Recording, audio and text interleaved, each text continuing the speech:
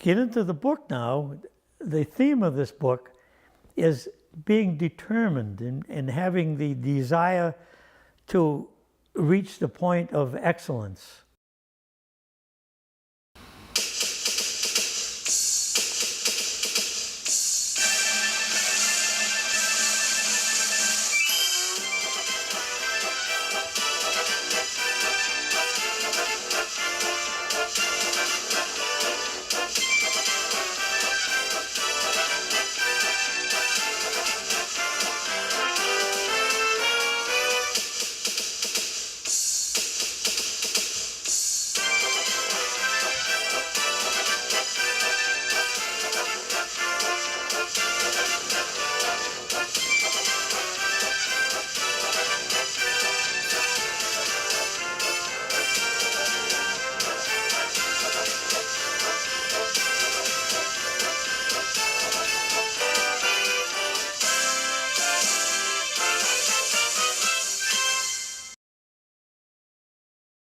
Ladies and gentlemen, Marcel Ledbetter's favorite friend, Uncle Versy's favorite nephew, and Mississippi's favorite son, Jerry Clower.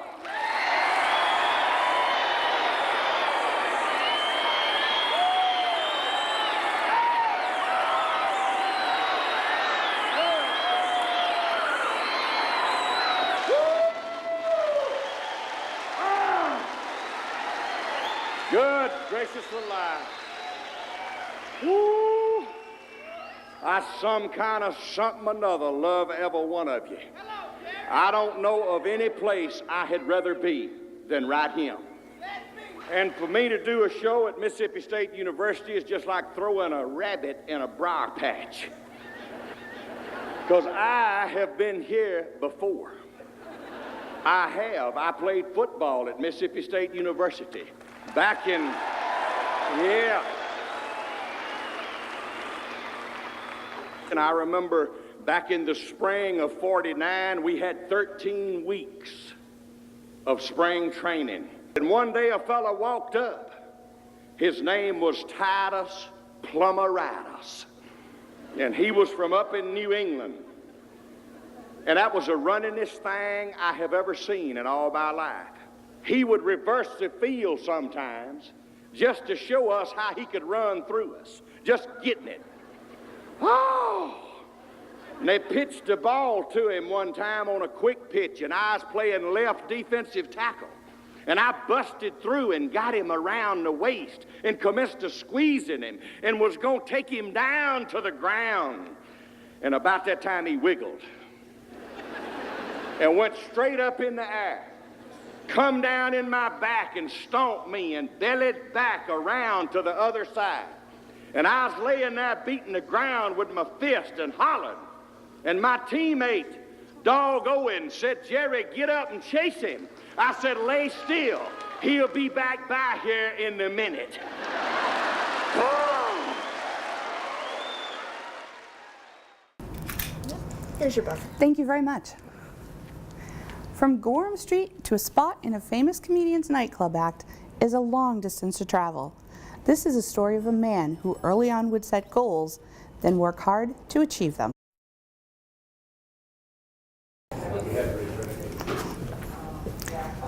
Football, military service, achieving his degree in chiropractic, he was never one to shrink from a challenge. Hi, I'm Michelle Houle. Titus worked on Hugh Gallen's successful campaign for governor of New Hampshire. In 1979, he was elected chairman of the New Hampshire Board of Chiropractic Examiners. He was invited to help run Jimmy Carter's campaign for president in New Hampshire's primary and general elections in 1980. This is a 5'5" giant at the early years of Dr. Titus Plomaritis. The book actually starts way back when I was just a young boy. I was born and brought up in Lowell, Massachusetts on Gorham Street, born 1929. The date's quite important. September 6, 1929 comes into play several times during the course of the book because later on I'll be able to explain that to you. And starting on Gorham Street, my father came from the old country. He came from Greece. He was old-fashioned and he was kind of mean, but he was an honest person. He came here when he was 35 years old, and it was on an arranged marriage. My mother came from Greece when she was just an infant, and she was 17 when I got married, and he was 36. I'm the third oldest of 7 children, and when I was living in the city in Lowell, there were 4 boys born 1 year after the other, 1927, 1928, 1929, and December 25th, 1930. That was my Christmas present brother. There were 3 others that were born, but they came about 10 years later. There was a little sabbatical there. My mother wanted a girl desperately, so they took a break. And about 10, 12 years later, she finally got a girl. There was Anthony, there was David, and then Priscilla, and she was a little princess. Practice, practice, and practice some more. This was the work ethic Titus developed in his early years playing football. It served him very well in later years. It all started on the South Common when I was a little guy, and I was trying to place kick a football over a baseball backstop. I always had a football in my hand. If it wasn't a real football, it was a make-believe football, a paper bag with stuff in it. And when I was walking down Central Street, trying to sneak into the Strand or the Rialto Theater, I would use the paper bag as a football, and I'd walk up to a pedestrian walking and give him a quick sidestep. I'd scare the daylights out of him. But that's how I practiced my sidestep and my pivots. And I think later on, when I played football against Lawrence High School and all the schools in the Merrimack Valley, that's where I got my speed and my spins, and a lot of my techniques is when I was a kid walking down the street. If I came to a hydrant, I put one hand on the hydrant and I try to straddle it. And many times, because of my height, ouch, got that crotch cut. But I'd get to a telephone pole, I'd give it a quick straight arm, do a pivot and turn. And this was primarily how I learned how to stop and go fast, if you will. As passionate as Titus was about football, his father couldn't quite see the point of it. He wanted Titus to quit school and get a job, but Titus found a way around these objections. From Gorham Street, I played on 3 different sandlot football teams as a kid. I played with the South Common team. Then I played on the Acres team on the North Common. It was called the Greek Blackhawks. They're all Greek kids. And then the Acre Shamrocks at the North Common, they're all Irishmen. So I played against when I played against the Blackhawks from the South Common, I always played with the South Common team. So the Greeks used to call me a traitor in Greek, because I wouldn't play with them. But when the Greeks played the Irishmen, I played with the Greek team, the Greek Blackhawks. So I'm telling you this because I played with 4 different teams as a kid. This is before I even got to high school. So as I just enjoyed playing football so much, I would play with anybody. But the big thing was, I always, when there was no one to practice and play with at the South Common, I'd go over to the baseball backstop. This is interesting now, because the backstop is 20 feet high. The crossbar on the goalpost is 10 feet high. And where are you going to see a kid 7, 8, 9 years old trying to kick a ball over a 20-foot high drop compared to a crossbar? It took me 4 years to do it, but I did it. I finally kicked it over that. I was about 10 years old by the time I did it, but I never quit. And that's the theme of this book, is don't ever quit. Always strive for excellence. And that was the very first major accomplishment that Titus had in the 600-page book of Titus. There were several other accomplishments that came along the way. If you want to go from the South Common into high school, when I was in high school, my father, coming from the old country, never went to a football game. He didn't believe in football. He believed that when a kid turned 14, 15 years old, he had to leave school, get a job like they did in the old country, and help support the family. And when you had 7 kids, you can understand why. But he tried to make me quit school when I was 14 years of age. And I went to the headmaster of the high school. His name was Raymond Sullivan.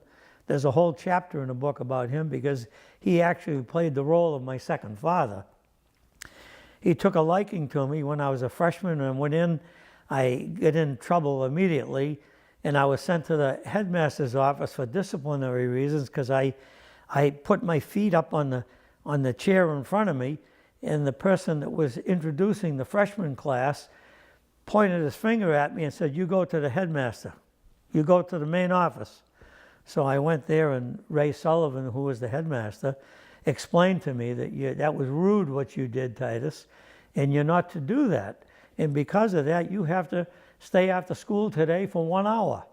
Now, I want you to go back in there and apologize to the floor master, and you can sit in there, and I don't want to see you in here again unless it's under different circumstances.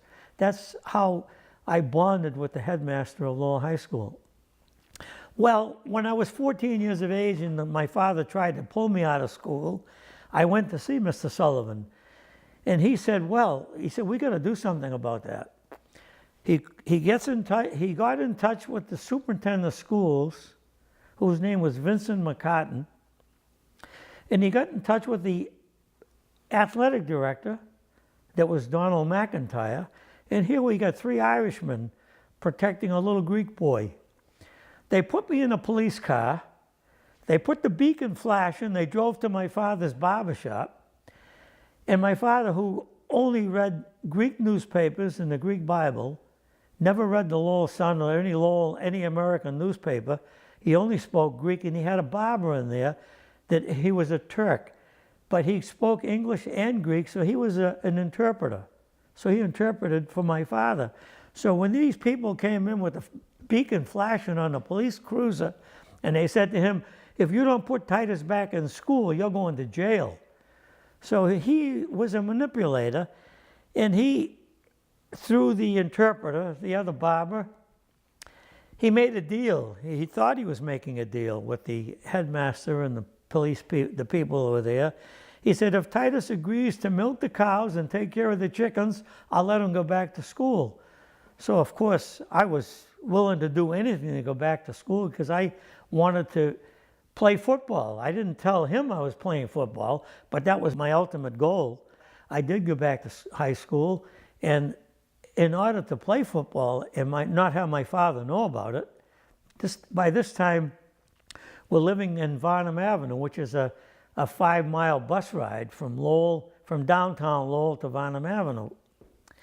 So my job was to leave football practice, take my bicycle, and pedal that thing as fast as I could to get home before my father got home on that 6 o'clock bus.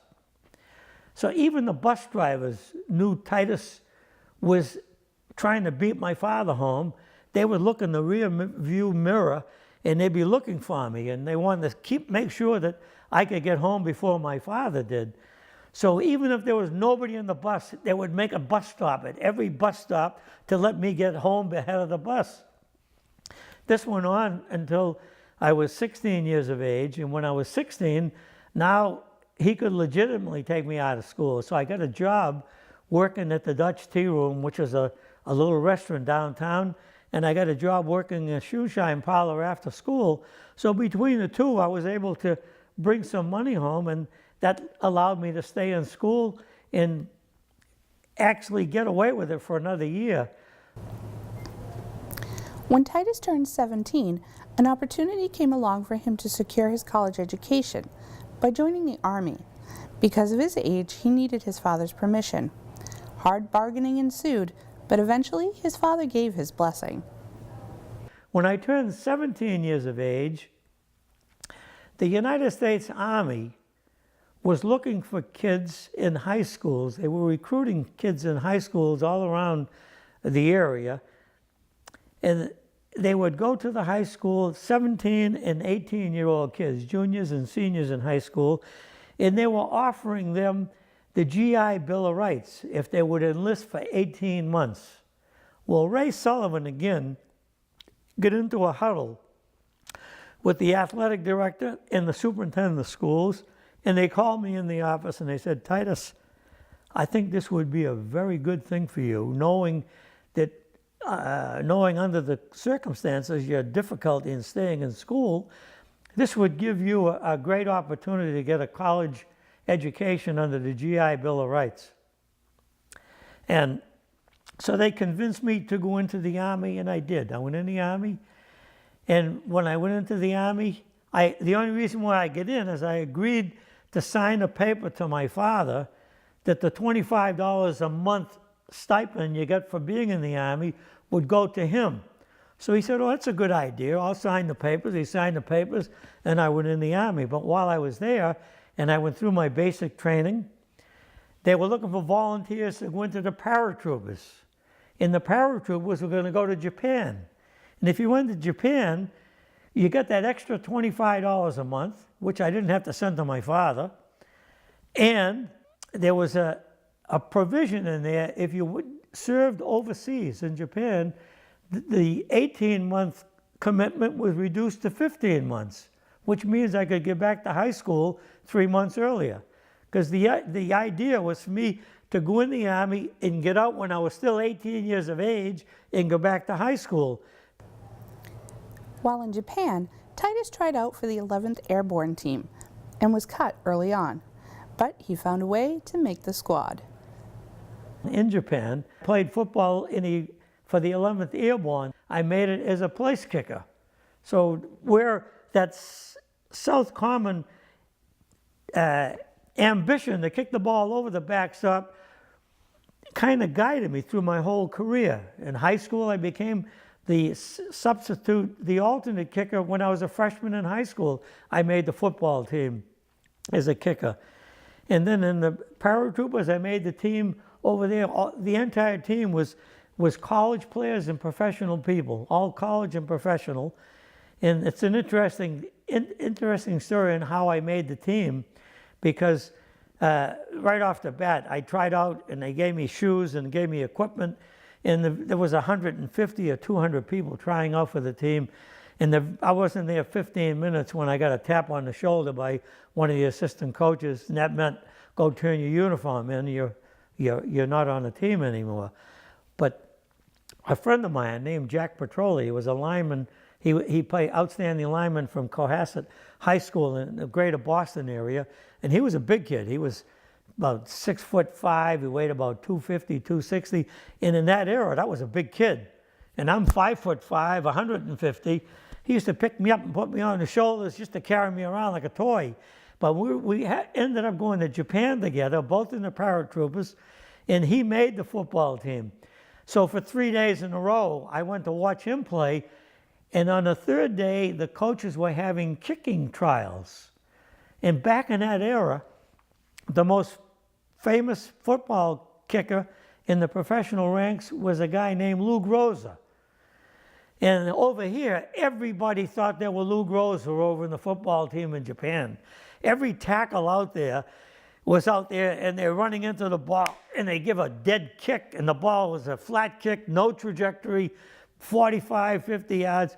And I'm watching these guys, and I'm saying, geez, I can kick the ball better than that. So I gradually moseyed over to where the ball was coming down, where the guys were retrieving the kicks.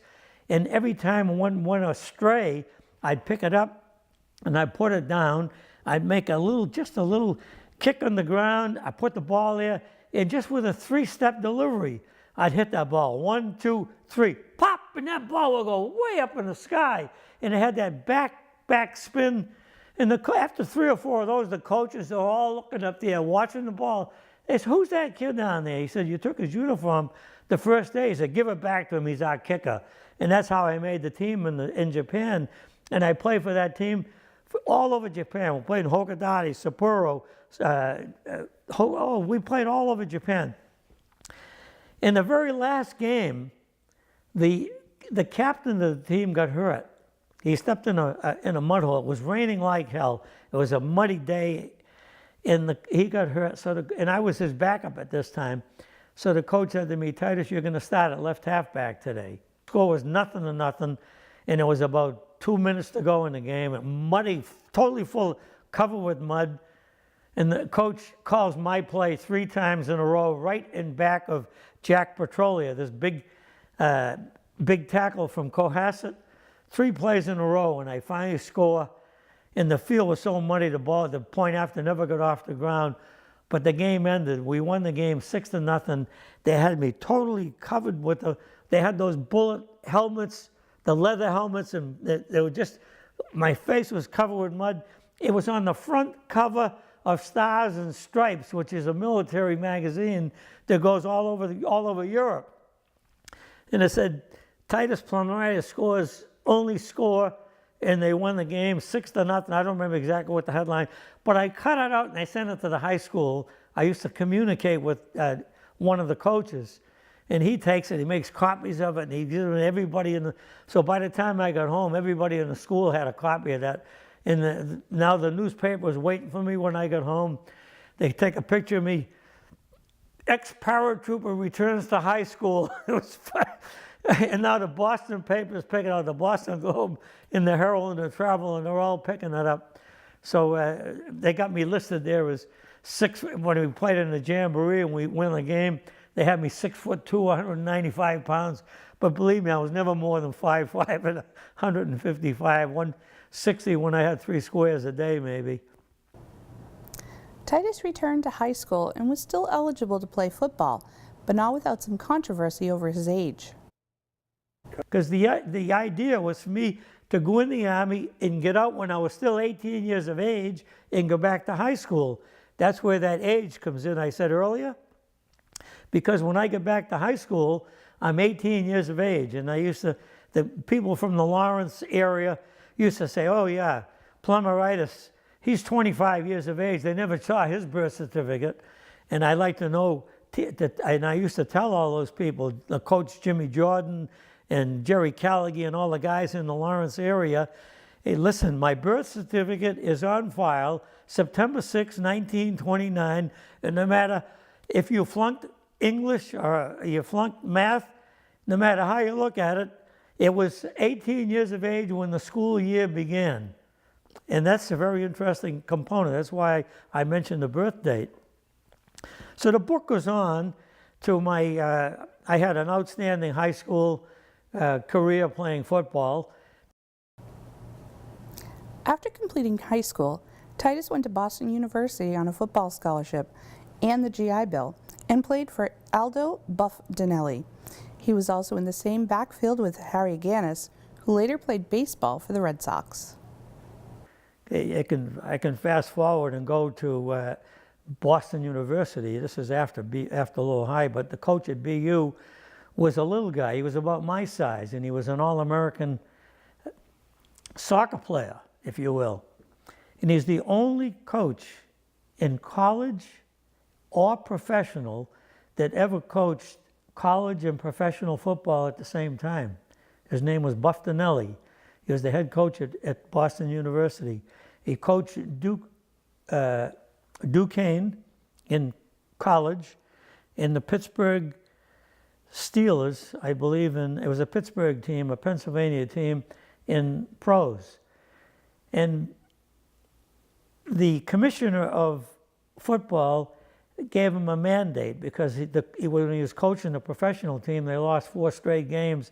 And he said, you can't coach both, you got to make up your mind. So he gave up the pro coaching job and stayed with Duquesne, and he had an undefeated season there. He didn't know it at the time, but not getting the job he wanted was the best thing that could have happened to him. It forced him to reevaluate what he needed to do, going in a new direction and a new career, all with a growing family. Here's an excerpt from Part 2, The 5'5" Giant, The New Challenges. I'm a retired chiropractor. I went to Boston University on a football scholarship, and then from there I tried to get a football coaching job, which was my goal, was to get a coaching job and be a phys ed teacher. but that fell through because I came home and I said to my wife, Claire, I says, Claire, we're putting Plan B into operation. So we sold a 2-family house that I had purchased only a year before, and we remodeled it. I bought it for green stamps, and I bought a new car, and I bought a house trailer, and we towed that trailer all the way to California in the car illegally. So as much as I wanted to open my office in Lowell, where I had very good name recognition, I wanted to set up there, and I said, I can't do that because if I get arrested and they put me in jail, I can't leave you with 3 children and being pregnant. It wouldn't be fair. So I did the next best thing. I came across the state line. I set up my practice in New Hampshire. Yeah. And although New Hampshire had probably one of the poorest state laws in the whole United States, it hadn't been upgraded in years, and it was a non-accredited state. They had students coming in here from non-accredited schools. I did come to New Hampshire with a thought in mind. When Massachusetts became accredited, I worked with the leaders in the state of Massachusetts to help them get accredited and get a state law. And Volpe was the governor at that time when he signed the legislation, and they did legalize chiropractic in the state.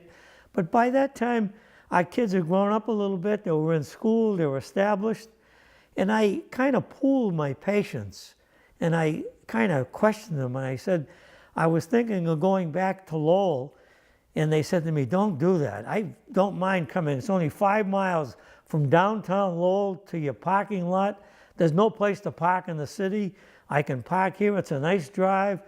So I discussed this with my wife, and we decided we would enlarge the office and stay in New Hampshire. But I said, by staying here, I am going to work my butt off to make New Hampshire an accredited state. Join us again next time for part 2, the 5'5" giant, the new challenges, when Titus becomes involved in state and national elections, helping to direct the campaigns of some very recognizable names. He eventually joined others to help give back to his community. I'm Michelle Hull. Thanks for watching.